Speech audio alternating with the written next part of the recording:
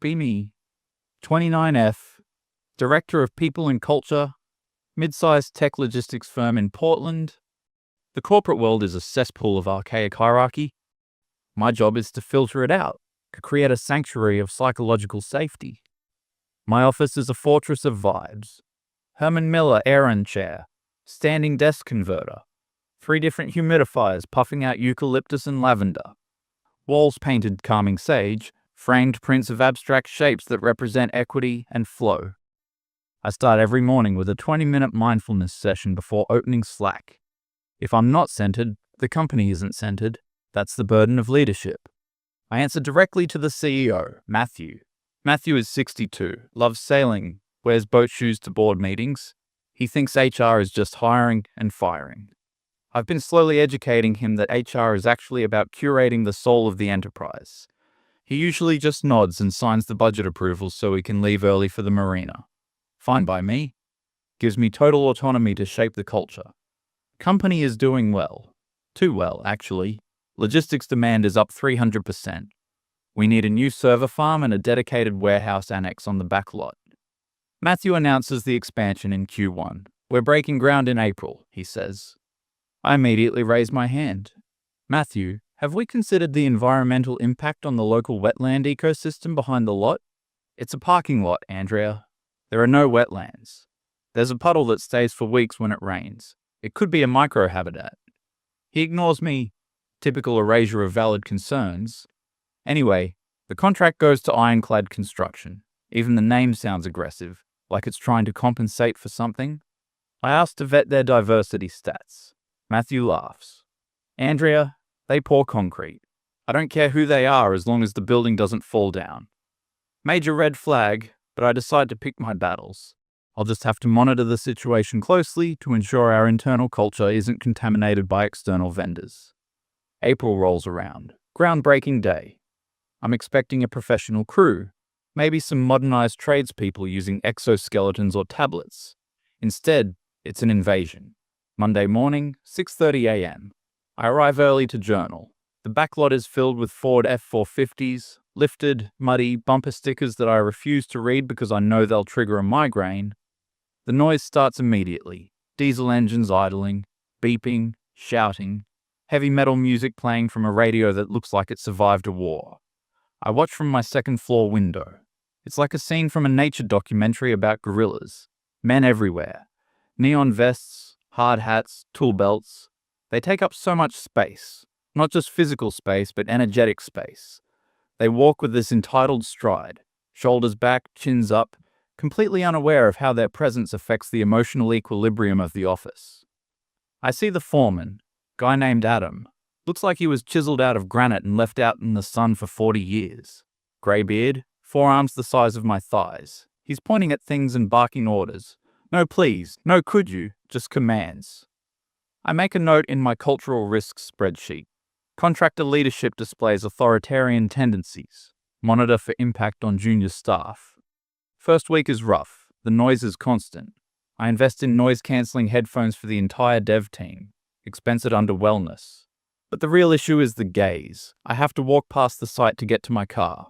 Technically, they don't say anything. No catcalling, no whistling. But I can feel them looking. I can feel the judgment. They probably think I look ridiculous. It's the silent microaggressions that hurt the most. I bring it up at the Tuesday all-hands meeting. I know things are chaotic with the construction, I say, voice trembling slightly for effect. I want everyone to know that my door is open. If you feel unsafe or observed or minimized by the external crew, please come to me. The engineering team, mostly guys, just stares at their shoes. Kaylee, my Gen Z assistant/social media manager, nods furiously. It's honestly so scary, she whispers. I know, I tell her. We're holding space for each other. Then the lunch situation begins. This is the catalyst. Our office has a beautiful outdoor patio, imported teak furniture, shade sails, a Zen garden in the corner. It was designed for creative collision and mindful breaks. I usually eat my quinoa salad there in silence, but the ironclad crew discovers it. Apparently, their contract grants them access to shared facilities, legal oversight on our part. Every day at noon, the whistle blows, and the horde descends. 15 to 20 of them, lumbering onto the delicate teak deck in their steel-toed boots. They drag the tables together to form one long exclusionary table, tribal behavior.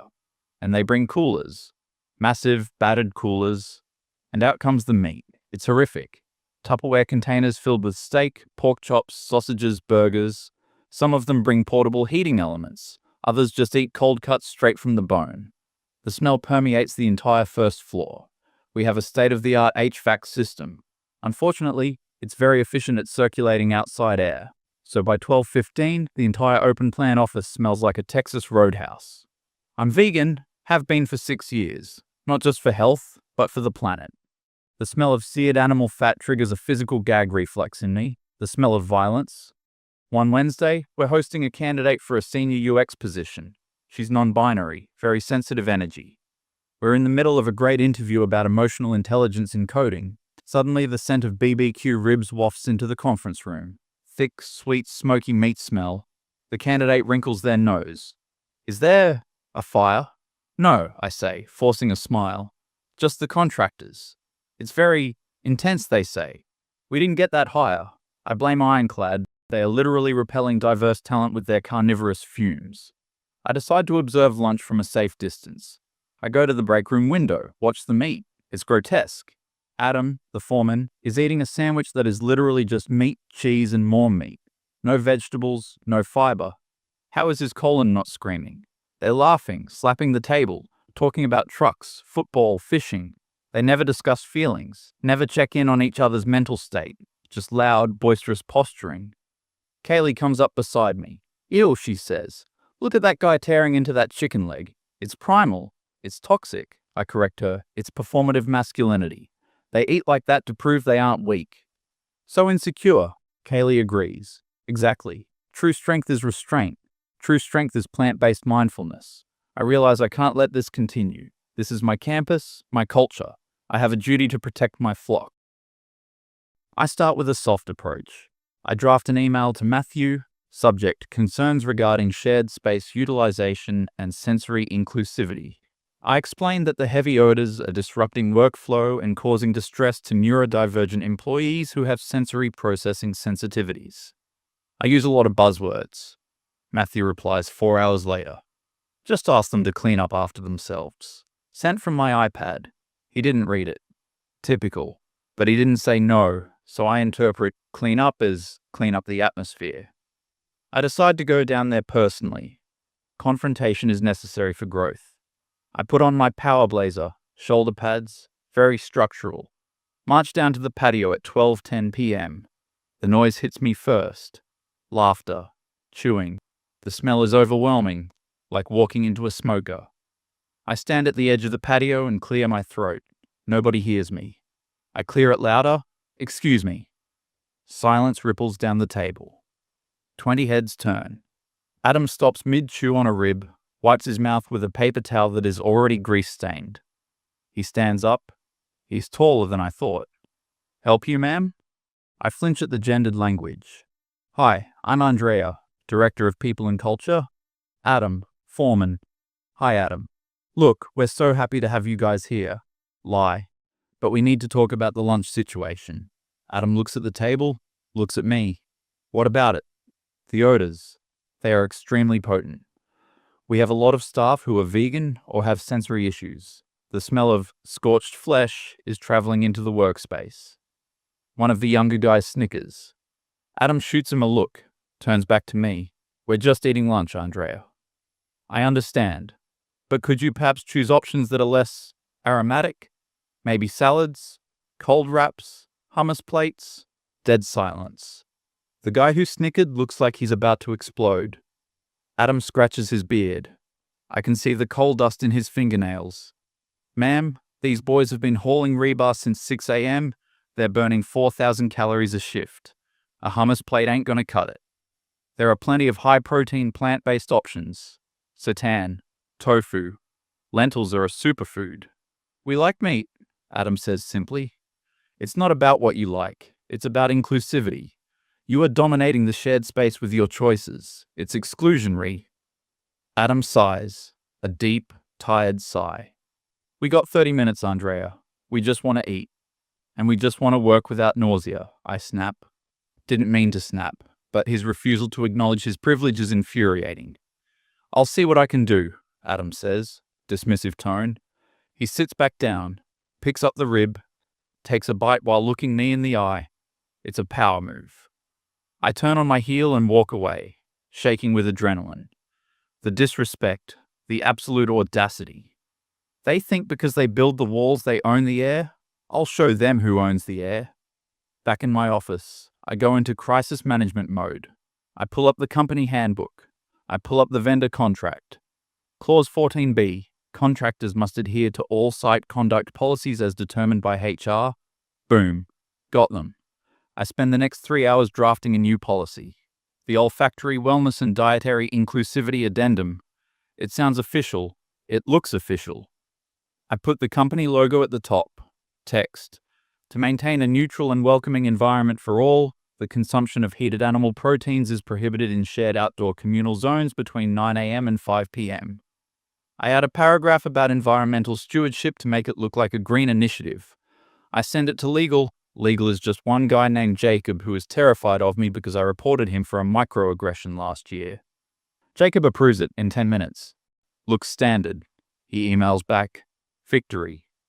I create signs, beautiful, laminated signs. Modern sans serif font, graphic of a crossed out burger next to a happy leaf. I go down at 6 p.m. after the crew has left.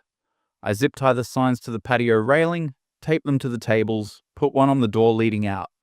I even put a stack of local vegan dining guide brochures on the table. I feel like a civil rights activist. I am fighting for the rights of the sensitive. I go home and drink organic red wine, feeling righteous. Next day, noon, I'm stationed at the window with Kaylee.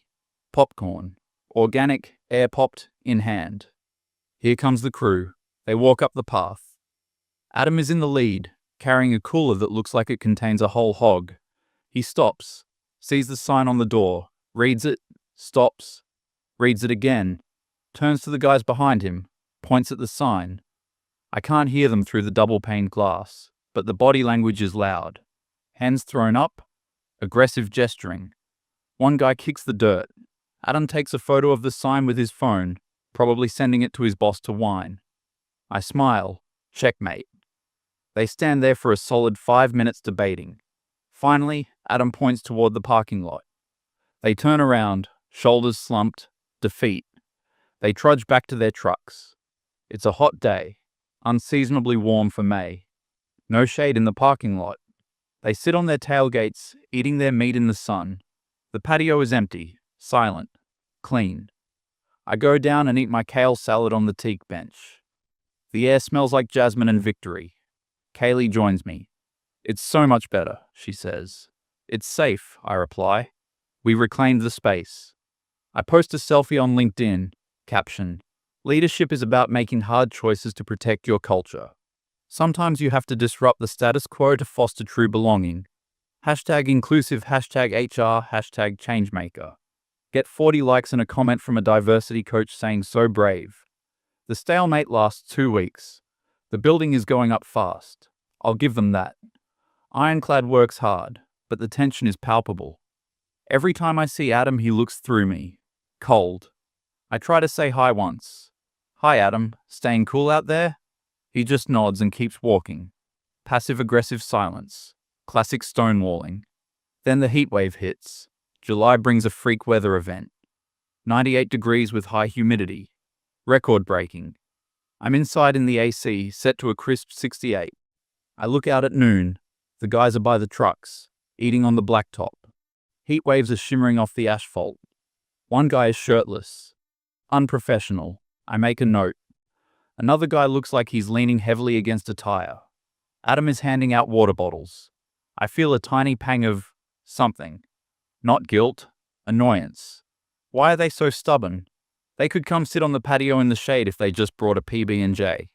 They are choosing this suffering. They are martyrs for their meat. It's pathetic. Around 2 p.m., the receptionist calls me. Andrea, the foreman is here to see you. I straighten my blazer. Send him in. Adam walks in. He looks wrecked, face red. Uniform soaked in sweat, dust in his eyebrows. He brings the smell of the job site in with him. Sweat, dirt, hot metal. I wrinkle my nose involuntarily. Adam, to what do I owe the pleasure? He doesn't sit. He holds his hard hat in both hands. Andrea, we need the patio. The patio is open, Adam, as long as you adhere to the community guidelines. It's 100 degrees on the asphalt. My guys are overheating. We need the shade. We need the tables. I agree. Heat safety is paramount. Have you considered switching to cold lunches? Gazpacho? Pasta salad? Adam's hands tighten on the hard hat. White knuckles. These men are welding steel beams. They need calories. They need protein. They bring leftovers because they can't afford to buy $18 salads every day. We provided a list of affordable vegan taco trucks. They don't want vegan tacos. Adam's voice rises. I hold up a hand. Please lower your voice. This is a safe space. Adam takes a deep breath, exhales slowly through his nose. He looks at me with eyes that are surprisingly blue and utterly exhausted. Andrea, you are putting my crew at risk over a sandwich. Is this really the hill you want to die on?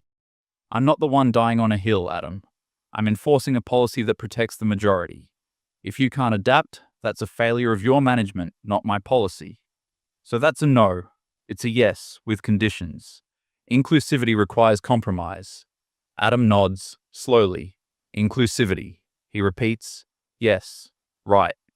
He puts his hat on. I think I understand the culture here now. I'm glad we had this talk. He walks out. Very calm. Scary calm. I feel a shiver, but I shake it off. I stood my ground. I go back to my spreadsheet.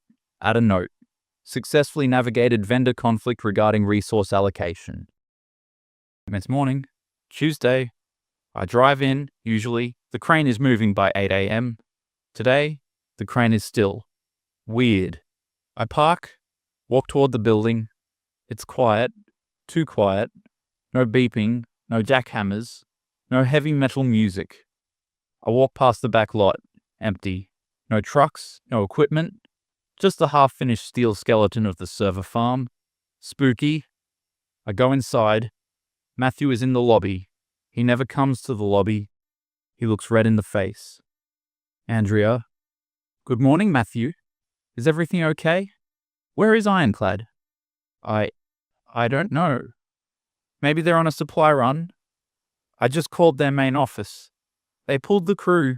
My stomach drops. Pulled them? Why? They invoked the hostile work environment clause in the contract. I blink. Hostile? Us? I literally run the empathy seminars. They cited arbitrary and exclusionary restrictions on basic needs. Matthew is shouting now. People are looking. Andrea, did you ban them from eating lunch? I didn't ban lunch. I regulated the odor of the lunch. It was a culture fit issue. It's a construction site. It smells like sweat and diesel. Who cares about a ham sandwich? The staff cares, Matthew. The neurodivergent staff. The staff cares that we don't have a server farm. We are losing $50,000 a day in potential capacity. I can fix this, I say, trying to channel my inner girl boss. Ironclad was toxic anyway. We need a crew that aligns with our values. I don't care about values. I care about the building. I'll find a new crew. Today. Better, cheaper, more aligned. Matthew points a finger at me. You have 1 week to get work restarted, or you're out. I run to my office, panic mode. I start Googling progressive construction companies Portland. No results. I post on Craigslist. I post on LinkedIn. Tech leader seeks agile construction partner for exciting expansion. I get 3 replies. One is a scam. One is a guy with a pickup truck and a hammer. The third is Dave's General Contracting. I call Dave. He sounds like he's smoking a cigarette while eating gravel. Yeah, we can do steel. We can do whatever. Great. I have some questions about your crew's culture. Culture? We show up, we build stuff, we go home. Perfect. And regarding dietary restrictions? Lady, I don't care what you eat. No, what you eat. We have a meat-free campus policy. Dave laughs, a wheezing cough laugh. Long as the check clears, we'll eat tofu. Whatever. Hired. Dave's crew starts Thursday. It's different. Ironclad was a military operation. Matching uniforms, clean trucks, organized tool stations. Dave's crew looks like a prison work release program, Rusty vans, mismatched clothes, loud, and not the focused loud of Ironclad, chaotic loud. They play techno music. They smoke cigarettes everywhere. I find butts in the Zen garden. I have to go down there 3 times a day to scold them. Dave, no smoking near the intake vents. Dave just shrugs. Sorry, boss. Doesn't even look at me. They eat sandwiches, squash sandwiches on white bread on the patio. So technically, I won. The air is meat-free, but the work is slow. Painfully slow. Ironclad put up a floor a week. Dave's guys spend 3 days arguing over how to read the blueprints. Kaylee comes to me. Andrea, one of the new guys, winked at me. I'll write a report. I write report number 5 for the week. Dave shreds the reports. I'm pretty sure, but I can't fire them. I need the building. I tell Matthew everything is on track. Transition pains, I say, but the culture is much healthier. 3 weeks later, the disaster, city inspector shows up for a surprise audit. Guy named Steve. Very by the book, clipboard, high-vis vest, no sense of humor. I meet him with a smile. Welcome to our campus, Steve. Where's the permit for the electrical rough-in? Dave has it. We go find Dave. Dave is asleep in the cab of his truck. I wake him up. It's humiliating. Steve walks the site. He's frowning, making lots of notes, taking photos. He stops at the main support pillars for the server room, takes out a measuring tape, shakes his head, comes over to me. Who poured this concrete? Dave's team. It's the wrong grade, and the rebar spacing is off by 6 inches. Is that bad? It's structural failure bad. If you put servers in there, the floor will collapse. My world spins. Can we reinforce it? No. You have to tear it out and start over. He slaps a red sticker on the gate. Stop work order. Significant safety violations. Fines starting at $10,000 a day until remediated. Dave is already starting his truck. Hey, where are you going? I scream. Dave leans out the window. Not my problem. Plans were unclear. Sue me. He drives off, leaving me standing in the dust with Steve. Matthew calls me. He's not at the marina. He's at the window watching me. Andrea, get up here. I walk up to the office. It feels like a funeral march. Matthew is purple. The inspector says we have to demolish the last month of work. Dave lied to me. He said he was certified. Ironclad was certified. Ironclad was ahead of schedule. Ironclad knew what they were doing. Ironclad was toxic. Ironclad ate lunch. That's all they did. They ate lunch. Matthew throws a stapler at the wall. Call them. What? Call Ironclad. Get them back. Beg if you have to. I can't. Adam hates me. I don't care if he hates you. Offer them double. Offer them the patio. Offer them a personal chef. Just get them back. I go to my office. My hands are shaking. I look at my empathy poster. It mocks me. I dial Adam's number. It rings 4 times. Ironclad. Hi, Adam. It's Andrea. Silence. Hello, Andrea. So, things didn't work out with the other vendor, I heard. Dave's a hack. Known him for years. Right. Well, we want you back. We're busy, Andrea. We'll pay double. We'll pay the rush fee. It's not about the money. You can use the patio. You can bring the smoker. We'll buy you a new grill. I'll personally serve you ribs. I am debasing myself. My vegan soul is weeping. Andrea, listen. We're on the new municipal library job now. Leave it. Come back to us. We don't break contracts. That's an integrity thing. Maybe you've heard of it? Ouch. Adam, please. Matthew is going to fire me. Long pause. I hear the sound of heavy machinery in the background. Sounds like competent work. I'm sorry, Andrea. My guys are happy here. We got a nice break area. Nobody looking down their nose at us. We fit in better here. Please. Good luck with the building. Try to find someone who aligns with your olfactory needs. Click. Matthew fires me 10 minutes later. Security escorts me out. Kaylee won't make eye contact. She's already tweeting about toxic leadership. Pretty sure she means me. I pack my succulents into a cardboard box, walk out to my Tesla. I look at the stopped construction site. It's a ruin, a testament to my failure. I drive home in silence. No NPR, no mindfulness. Just the hollow feeling of being absolutely 100% wrong.